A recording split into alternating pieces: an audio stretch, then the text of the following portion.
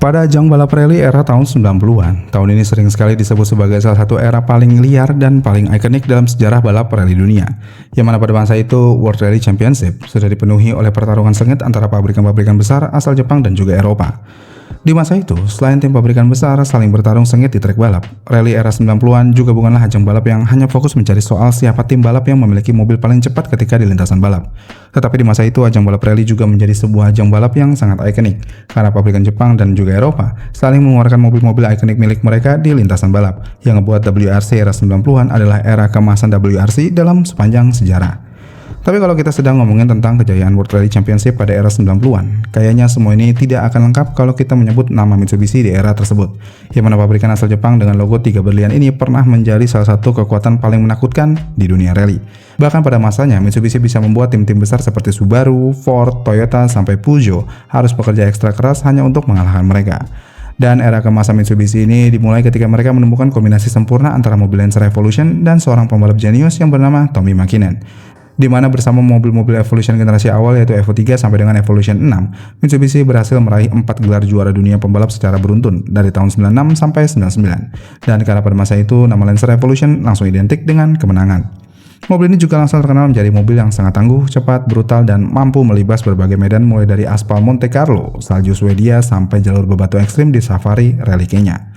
Namun seperti kata pepatah yang mengatakan kalau tidak akan ada kerajaan yang bertahan selamanya, sayangnya kejayaan Mitsubishi WRC ini mulai runtuh di era berikutnya. Yang mana semua ini bermula ketika kompetitor mulai beradaptasi dengan regulasi baru WRC spek yang jauh lebih canggih di tahun 97. Tapi di posisi ini Mitsubishi justru memilih bertahan dengan resep lama yang selama bertahun-tahun membawa mereka menuju kemenangan.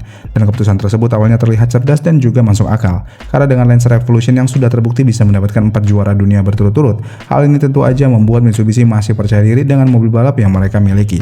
Tapi sayangnya kepercayaan diri dari Mitsubishi ini ternyata justru menjadi awal dari bencana terbesar dalam sejarah rally Mitsubishi.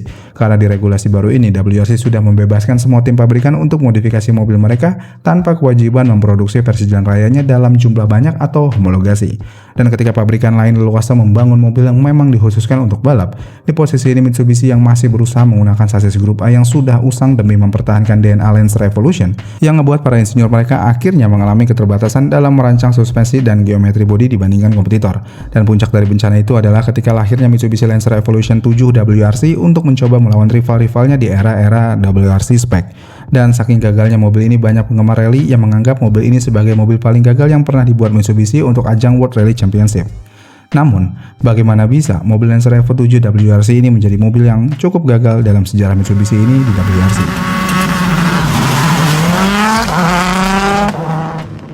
Jadi seperti yang saya sudah sebutkan sebelumnya, karena pada era World Rally Championship tahun 97 memperkenalkan regulasi baru yang bernama WRC Spec, di mana regulasi baru ini memberikan kebebasan yang jauh lebih besar kepada pabrikan untuk memodifikasi mobil dibandingkan dengan regulasi grup A yang sebelumnya digunakan. Karena hal ini, tim-tim pabrikan lain seperti Subaru langsung membuat Impreza WRC yang siap bersaing di regulasi ini. Dan Ford juga langsung membuat Ford Focus yang dikenal sangat cepat, lalu Peugeot juga bahkan menciptakan Peugeot 206 WRC yang kemudian menjadi salah satu mobil rally terbaik sepanjang sejarah. Sementara itu, karena Mitsubishi tetap ingin memakai mobil grup A milik mereka yang sudah ketinggalan zaman, ketika kompetitor sibuk mengumpulkan data, melakukan riset dan menyempurnakan teknologi WRC spek selama bertahun-tahun, Mitsubishi yang masih menggunakan mobil bekas lamanya tentu aja hanya cukup memodifikasi mobil yang sudah ada dan tidak melakukan hal yang sama dengan tim balap lainnya untuk mempersiapkan mobil balapnya di regulasi yang baru ini. Hasilnya, sejak tahun 97 sampai dengan akhir 2000-an, Lancer Evo 6 yang tetap dipaksakan Mitsubishi untuk era WRC spek ini sudah tidak bisa mendominasi sama sekali, bahkan sudah bisa dikatakan ketinggalan zaman di masanya. Dan karena FIA melihat kalau balapan WRC era spek ini sudah tidak seimbang karena Mitsubishi tidak bisa bersaing dengan mobil balap lainnya, akhirnya pada tahun 2000-an akhir itu juga FIA mengharuskan Mitsubishi beralih ke mobil WRC spek dan mereka dipaksa mengejar ketertinggalan teknologi yang sudah mencapai hampir 4 tahun itu. Bahkan untuk mengejar ketertinggalan itu, Mitsubishi sendiri mengakui pengembangan mobil WRC mereka ini juga sangat sulit dan juga tidak sempurna karena mobil baru ini baru dimulai sekitar tahun 2000-an akhir dan hanya memiliki waktu pengembangan yang sangat singkat sebelum debut pertamanya di trek balap Sanremo 2001.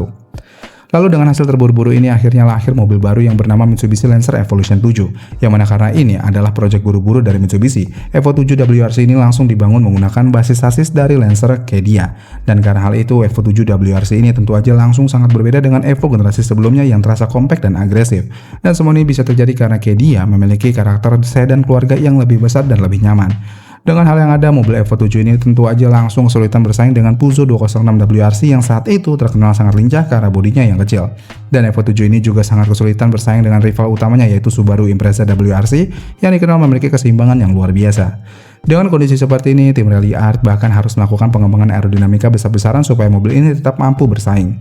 Tapi karena basis mobil ini adalah mobil sedan keluarga yang memiliki bodi besar, sayangnya hasil akhir dari modifikasi ini masih jauh dari kata ideal, di mana mobil ini masih terasa sangat berat dan juga kurang responsif, yang membuat mobil Evolution 7 ini menjadi sangat lambat ketika berada di trek balap. Lalu semua kekurangan dari Evolution 7 ini ternyata bukan hanya berada pada bobot mobilnya aja, melainkan drivetrain kuno di era elektronik juga menjadi masalah yang fatal dari mobil Evo 7 ini.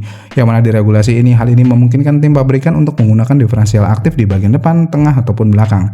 Dan teknologi ini memungkinkan komputer mengatur distribusi tenaga secara real time, yang membuat mobil bisa lebih cepat ketika keluar tikungan, lebih stabil saat pengereman, dan juga tentu aja lebih mudah untuk dikendalikan.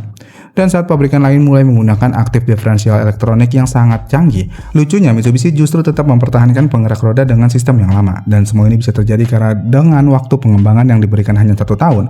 Tentu aja hal ini membuat Mitsubishi tidak punya cukup waktu untuk mengembangkan sistem secanggih itu, yang membuat sistem yang jauh lebih konservatif dibandingkan rival-rival mereka tetap dipaksakan di Lancer Evolution 7 ini.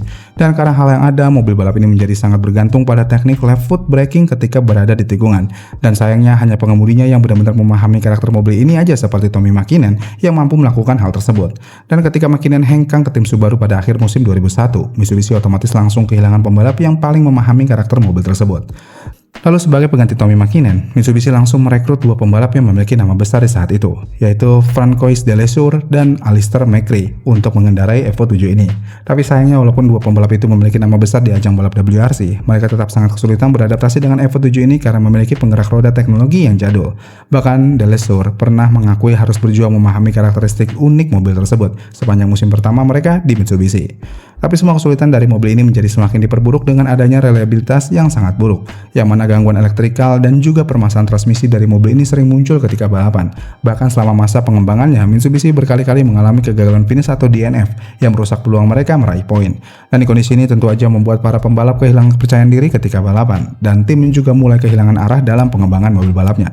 Dengan hal yang ada, menurut data resmi Mitsubishi, sepanjang musim 2002, tim hanya mampu mengumpulkan 9 poin konstruktor dan otomatis tidak mampu bersaing melawan Subaru, Peugeot, maupun Ford. Dan dengan Evo 7 ini, Mitsubishi sendiri menyebut hasil tersebut sebagai sesuatu yang memalukan buat tim yang sebelumnya mampu memenangkan beberapa rally. Dan yang membuat kegagalan Evo 7 WRC begitu menyakitkan buat Mitsubishi adalah sebuah dampak yang langsung meruntuhkan reputasi Mitsubishi di ajang balap WRC ini. Yang mana Evo 7 ini langsung menghancurkan fondasi kepercayaan para penonton yang selama 1 dekade dibangun oleh Mitsubishi, yang membuat kepercayaan terhadap program rally Mitsubishi akhirnya terus menurun. Ya, walaupun memang Mitsubishi masih mencoba bangkit melalui Evo WRC 2, WRC 04, dan WRC 05. Namun kerusakan yang ditimbulkan oleh Evo 7 WRC sudah terlalu besar di ajang balap rally ini, yang pada akhirnya Mitsubishi resmi meninggalkan World Rally Championship setelah musim 2005. Jadi pada akhirnya Mitsubishi Lancer Evolution 7 WRC adalah bukti kalau dalam dunia motorsport, kesuksesan masa lalu tidak menjamin kemenangan di masa depan. Walaupun Mitsubishi pernah menjadi raja rally dunia dan mereka juga memiliki mobil legendaris di era-era sebelumnya, tapi ketika dunia motorsport sudah berubah dan Mitsubishi terlambat beradaptasi, hasilnya mereka kehilangan waktu pengembangan yang sangat berharga, yang membuat ketika mereka mencoba mengejar ketertinggalan itu, semua sudah benar-benar terlambat. Tapi hal yang paling ironis dari Evo 7 ini adalah faktanya untuk versi jalan rayanya, Evo 7 ini justru menjadi salah satu mobil JDM yang paling legendaris sepanjang masa, di mana mobil ini dicintai oleh jutaan penggemar otomotif dunia dan bahkan menjadi bintang di video game ataupun film seperti Fast and Furious. Tetapi di balik semua popularitas itu, di lintasan WRC, Evo 7 bukanlah simbol kemenangan. Similar.